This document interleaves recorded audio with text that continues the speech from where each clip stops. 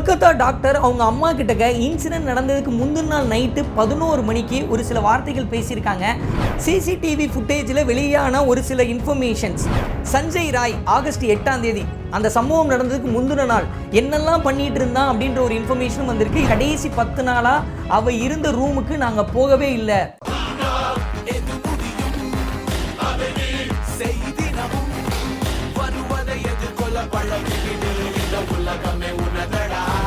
Kolkata doctor அவங்களுடைய அம்மா அப்பாவினுடைய வீட்டில் இன்டர்வியூ எடுக்கிறதுக்காக போயிருக்காங்க. அப்படி இன்டர்வியூ எடுக்கிறதுக்காக போகும்போது அது ஒரு குறுகலான சந்தா தான் இருந்திருக்கு.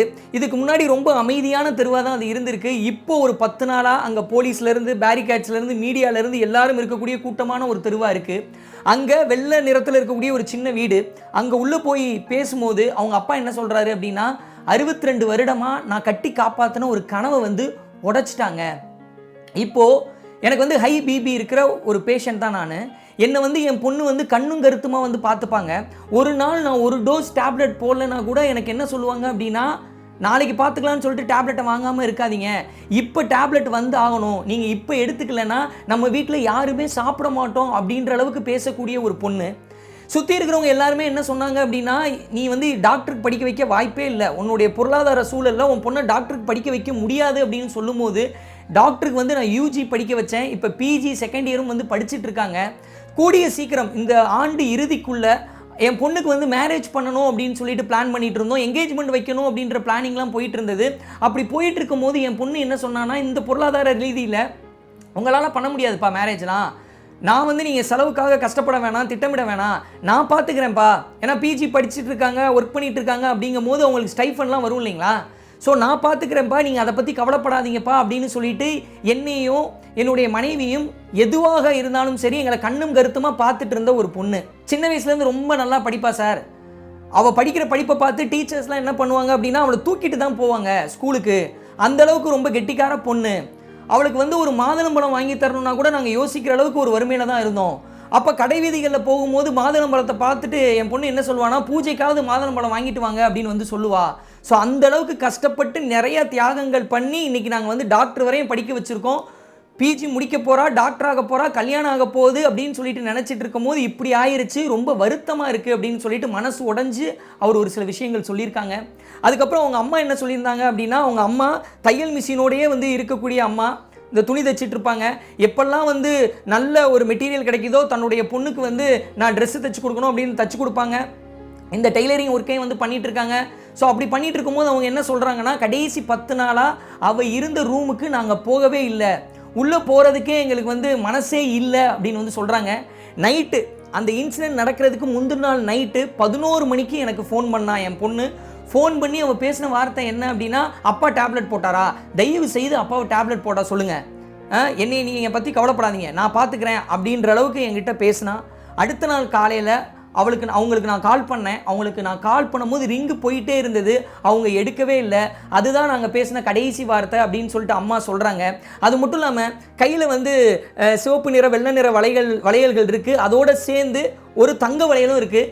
அந்த தங்க வளையலை காமிச்சு இது என் பொண்ணு எனக்காக வாங்கி கொடுத்தது, ஆனால் இன்றைக்கி என் பொண்ணு இல்லை அப்படின்னு சொல்லிட்டு வருத்தப்பட்டு சொல்கிறாங்க.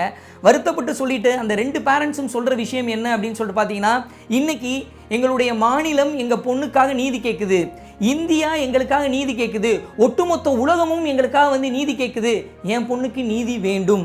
இது என் பொண்ணுக்கு மட்டும் இல்லை, பெண்களுடைய பாதுகாப்புக்கு, ஒட்டுமொத்த இந்தியாவில் இருக்கக்கூடிய எல்லா பெண்களுக்கும் ஒரு பாதுகாப்புக்காக தான் நாங்கள் கேட்குறோம். என் பொண்ணுக்கு நடந்தது இனிமேல் யாருக்கும் நடக்கக்கூடாது அப்படின்னு சொல்லிட்டு அந்த பெற்றோர்கள் சொல்கிறாங்க. அதுக்கப்புறமா இந்த சஞ்சய் ராய் அப்படின்றவன் அந்த இன்சிடென்ட் நடந்த அன்னைக்கு அதுக்கு முந்தின நாள்லாம் என்னெல்லாம் பண்ணியிருக்கான் அப்படின்னு சொல்லிட்டு இன்ஃபர்மேஷன்ஸ் கேதர் பண்ணியிருக்காங்க. நார்த் இந்தியா நியூஸ் மீடியா அவங்க கேதர் பண்ணி சொன்ன விஷயத்தை தான், அதாவது சோர்ஸ் மூலியமாக கேதர் பண்ணி சொன்ன விஷயத்தை தான் நான் இப்போ உங்களுக்கு சொல்கிறேன். அந்த சம்பவம் நடந்ததுக்கு முந்தின நாள் நைட்டு இந்த சஞ்சய் ராயும் அவனுடைய ஃப்ரெண்டும் நல்லா சுற்றிருக்காங்க. நல்லா சுற்றுனது மட்டும் இல்லாமல் அதிகாலை 2 மணி அளவில் ரெட் லைட் ஏரியாவுக்கு போயிருக்காங்க. அங்கேயும் ட்ரிங்க் பண்ணியிருக்காங்க. ரெட் லைட் ஏரியா போனதுக்கப்புறமா அவன் ஃப்ரெண்டு ஒரு பைக் எடுத்துகிட்டு போயிட்டான். போனதுக்கப்புறமா அந்த நிலை குலைந்த நிலையில் அந்த சஞ்சய் ராய் என்ன பண்ணியிருக்கான்னா, வரும் வழியில் ஒரு பொண்ணு ஈவ்டீசிங் பண்ணியிருக்கான். ஈவ்டீசிங் பண்ணதுக்கப்புறமா ஹாஸ்பிட்டல் வந்திருக்கான். ஒரு 3:50 AM, அதாவது அந்த இன்சிடென்ட் நடக்கிறதுக்கு கொஞ்சம் நேரத்துக்கு முன்னாடி 3:50 AMக்கு இந்த ஆர்ஜிகர் மருத்துவமனைக்கு போயிருக்கான்னு சொல்லப்படுது. ஆர்ஜிகர் மருத்துவமனையில் அந்த ட்ராமா யூனிட் பக்கமாக சுற்றியிருக்கான்.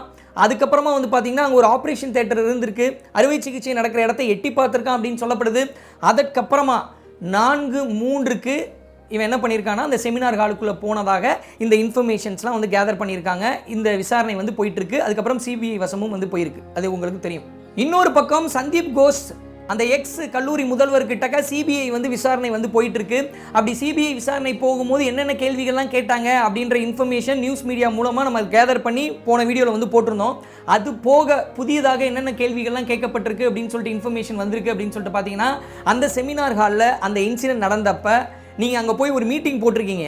மீட்டிங் போட்டுட்டு அதுக்கப்புறம் தான் வந்து போலீஸ்க்கே வந்து கால் பண்ணியிருக்கீங்க. அந்த மீட்டிங்கில் யார் இருந்தீங்க, என்ன பேசுனீங்க அப்படின்னு சொல்லிட்டு சந்தீப் கோஷ் அவர்களிடம் வந்து கேட்கப்பட்டிருக்கு. சரிங்களா, எக்ஸ் கல்லூரி முதல்வர்கிட்ட.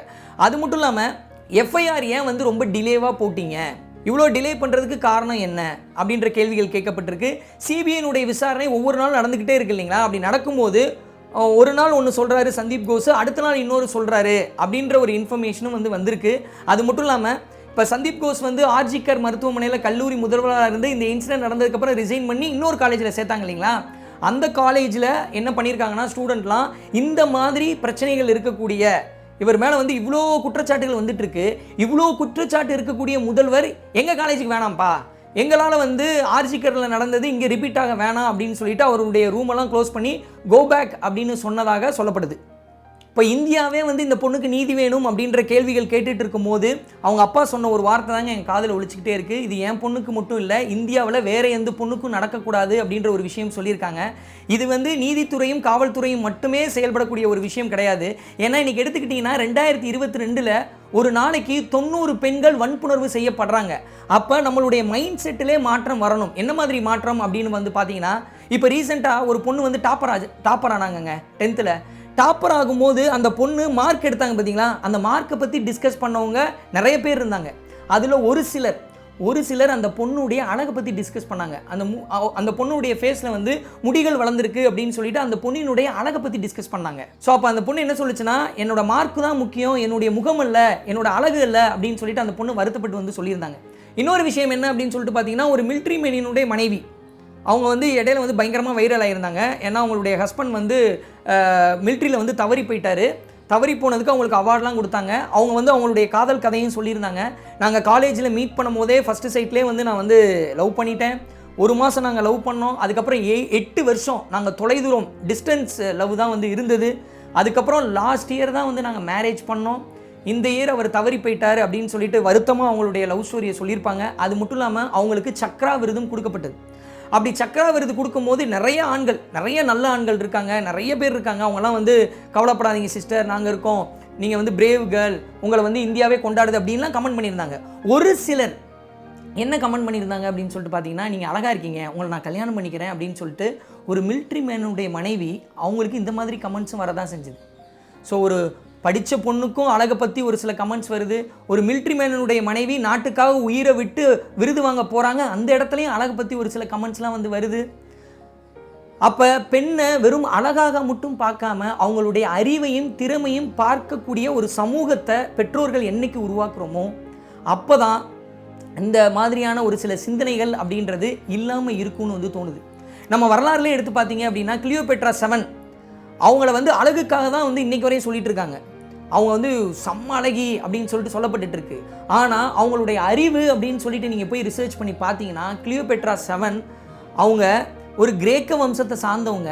அவங்க எகிப்து மொழியை அவங்க தலைமுறையிலேயே முதலாக கற்றுக்கிட்டு எகிப்து மக்களோட உரையாடிய முதல் பெண்மணி அவங்க தான். ஒரு லாங்குவேஜ் இல்லைங்க, 10 லாங்குவேஜ் வந்து வேற லெவலில் கற்றுருந்துருக்காங்க. அந்த விஷயம் வெளியே பேசப்படலை. கெமிஸ்ட்ரியில் வந்து வேறு லெவலில் பர்ஃபார்ம் பண்ணியிருக்காங்க, நிறைய ரைட்டப் வந்து பண்ணியிருக்காங்க. லாவில் வந்து அவங்க படித்து முடிச்சிருக்காங்க, மிலிட்ரி தியரி வந்து கற்றுட்டு முடிச்சிருக்காங்க.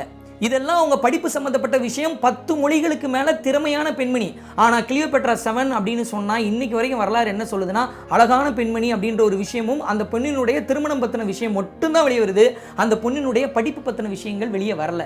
என்றைக்கு ஒரு பெண்மணியை நம்ம அழகு அப்படின்ற ஒரு விஷயத்துக்குள்ளே பார்க்காம திறமை அறிவு அப்படின்ற ஒரு விஷயத்துக்குள்ளே நம்ம பார்க்க ஆரம்பிக்கிறோமோ அப்போ தான் இந்த மாதிரியான பிரச்சனைகள்லாம் தீரும் அப்படின்னு வந்து நினைக்கிறேன். ஏன்னா இன்றைக்கி நான் வந்து ஒரு யூடியூபராக பேசாமல் ஒரு ஆர்ஜேவாக பேசாமல் நானும் ஒரு அப்பா அப்படின்ற ஆங்கிளில் நான் என்ன பேச வர்றேன் அப்படின்னா, ஆண் குழந்தைகளுக்கு நம்ம பெண்களுக்கு எப்படி மரியாதை கொடுக்கணும், பெண்களுடைய அழகை மட்டும் பார்க்குறது மட்டும் இல்லாமல் அறிவையும் திறமையையும் ரெகக்னைஸ் பண்ணுறது எவ்வளோ முக்கியம் அப்படின்ற ஒரு விஷயத்தை கற்றுக் கொடுக்கணும்.